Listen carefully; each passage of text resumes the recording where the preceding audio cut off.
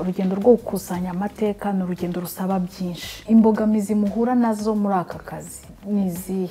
Hari imbogamizi zijyanye no kubona ayo mateka. Abari bayafite abenshi barishwe, n'abayafite benshi hari n'abadashaka kuyavuga no kugira ngo yadusangize. Ese inyandiko zijyanye n'igikorwa runaka cyabaye ikigihe n'iki, ese zaba ziherereye? Turacyashakisha. Hari abazifite, kubona harimo abazifite, harimo abaziciye, harimo abazitwitse, harimo abazimanganya ibimenyetso. Nyuma y'imyaka 27 hari abazaho imibiri iri batayivuga, batavuga hiri.